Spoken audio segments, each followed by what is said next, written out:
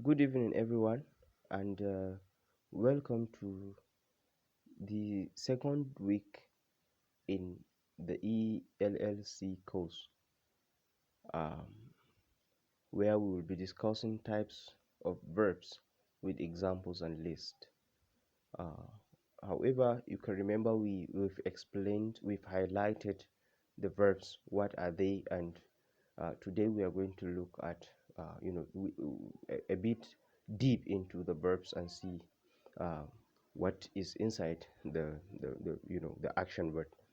Now, definition. We've already know about the definition. It's an action word. It's an essential part of the sentence, of a sentence, and is known as the soul of language. Yeah, without verbs, you cannot speak.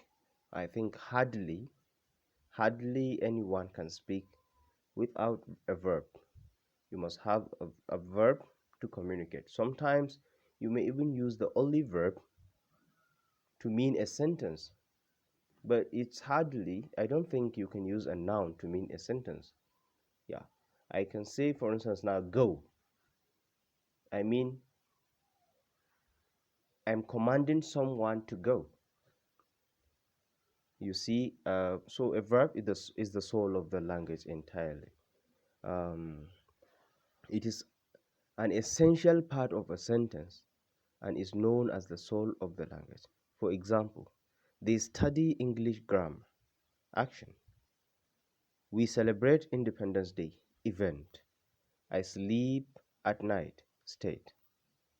Now, types of verbs. We have regular verbs. We have irregular verbs. We have linking verbs. We have transitive verbs. We have intransitive verbs. We have finite verbs. We have infinite verbs. Now let us see what's inside this.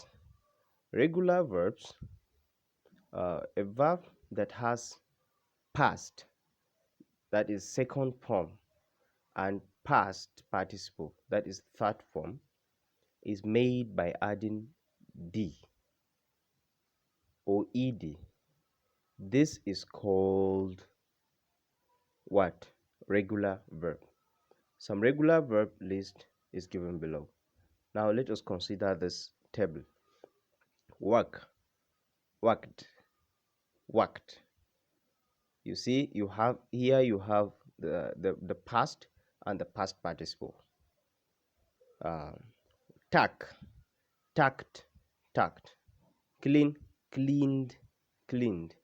Chalk, chalked, chalked. Grate, grated, grated. Book, booked, booked. Ban, banned, banned. Amuse, amused, amused. Answer, answered, answered. Accept, accepted, accepted. So any verb, any action word which forms its past or past participle by adding either ed or d in the end, this types of verbs are called regular verbs. I hope we are moving together. Yeah. Then the next on the list is irregular verbs. Now, if the information of a verb is otherwise than the regular verb, it is called irregular verb. Now, if the formation, of the verb is other than the regular verb, it is called irregular verbs. Let us consider this example. Shut, shut, shut. You see, the formation of the past participle here is not formed by adding either d or ed in the end. Now, drink, drank, drunk. You see, this is irregular. Ma'ana, wancan regular verbs su ne verbs inda ake ƙara musu d ko ed domin su canza daga present zuwa past ko kuma past participle zuwa abin da ya wuce. Ta hanyar wannan ƙarin suke canzawa. To su ake ce musu regular verbs. To su kuma wa'innan irregular verbs, ina koya ma ɗalibai nakan ce musu fanɗararrun verbs. To su ne wanda ba a ƙara musu wannan, su suna canzawa ne ta wani hanya, su sun fanɗare daga wancan ka'idan na ƙarin ed shine ake ce musu irregular verbs. We can see the examples. Now the linking verbs. Linking verbs, a verb that acts as a link between two words, is called linking verb. It connects or links a subject to a noun or an adjective in the predicate. Linking verb list. Now let us consider duk verb din da yayi connecting din subject to a noun ko kuma an adjective in predicate, to wannan ana ce masa linking verb.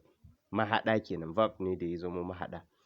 Now appear, become, feel, look, taste, turn,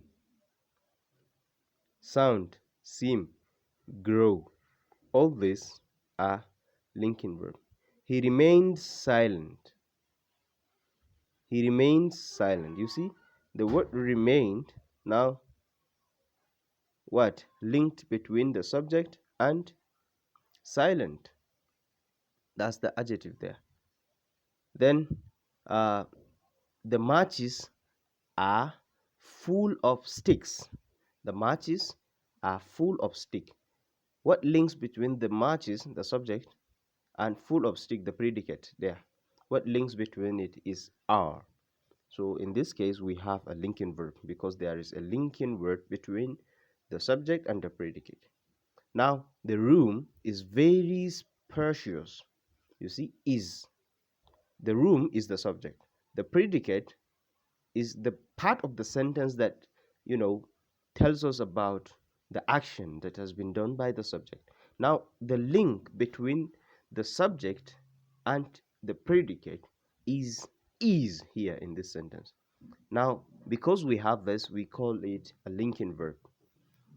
Now, transitive verbs. What are transitive verbs? A verb that needs an object to complete itself. It is called a transitive verb. It is called transitive because it passes its action from subject to object. Ai mun ce subject shine mai aikata aiki. Therefore, idan ya aikata aikin yana wurga aikin yana faduwa ne zuwa ga wanda yake karban aiki. Mai karban aiki shine object. Therefore, duk verb din da ya zamo yana faduwa akan object to ana ce masa transitive verb. The boy kicks the ball. He loves his mother. Usually, no preposition is used after transitive verbs. A mafi yawan lokuta ba a sa preposition bayan transitive verbs. Mu gane, amma shi dan kishiyansa za mu zo mu ga shi ana sa mishi. Now, see another example. The servant cleans the floor. The servant cleans the floor. In this sentence, the action donated by the verb cleans passes from the door, the servant, to some object, the floor. Thus, the verb cleans is called a transitive verb. Now, intransitive verb. A verb that doesn't need any verb to complete itself is called intransitive verb. Verb ɗin da bai bukatan wani verb don ya completing kanshi. Shi ake kira intransitive verb. Let us see the example. The girls sleep. You see, he died in an accident. You see, aikin kai tsaye bai fada akan wani abu ba, but it only tells us about something. Considering this, we can understand that usually preposition is used after transitive verbs. Another example, we sleep at night. In this sentence, the action sleep do not pass from the door, we, to any object. So that, so the verb is called an intransitive verb. Now, finite verbs. Finite verbs means those verbs that can change their form in accordance with the subject. It defines the time that is past or present and the subject. It tells you who is doing the action and when it is being done.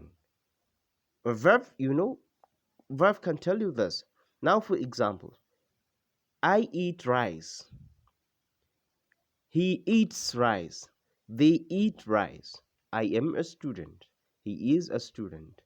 They are students. Infinite verb.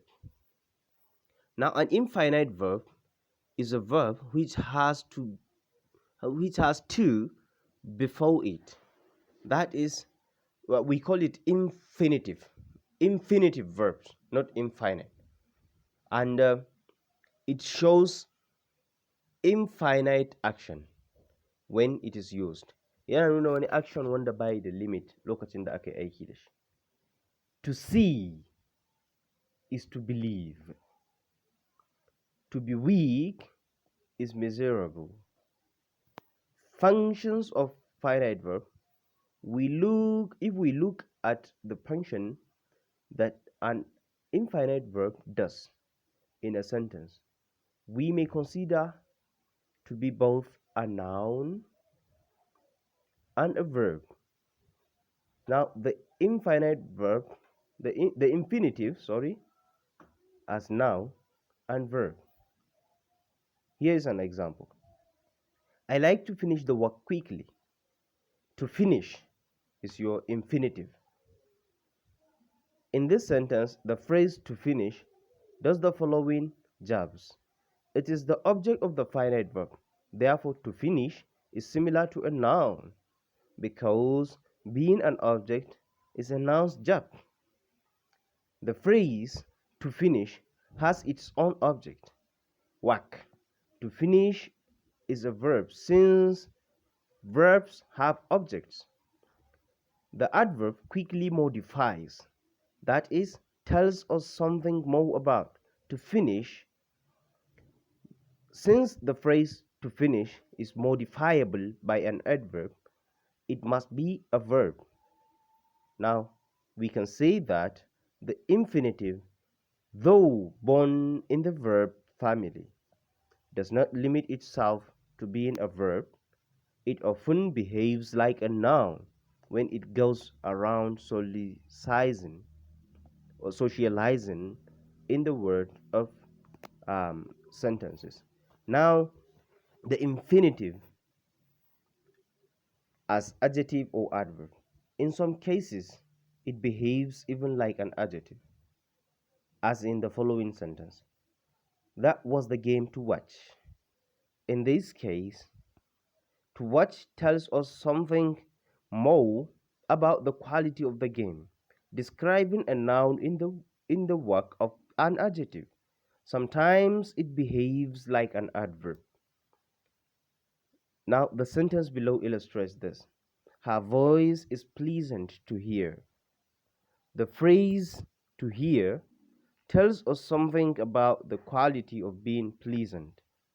The word pleasant is an adjective, and words that tell us something about an adjective modifiers, are traditionally called adverbs. Now, a split infinitive. A split infinitive puts an adverb and verbs between the two parts of the full infinitive. To generously sprinkle is a split infinitive. Generously splits the word to from the word sprinkle. When we put an adverb between to and verb, it is called split infinitive. If you want to remember what a split infinitive is, just remember what might be the most famous example. To boldly go where no one has gone before. To boldly go is a split infinitive. Boldly splits to. However, it is suggested to avoid split infinitives. For example, to quickly leave, to leave, to always want, to easily excel. This is the end of this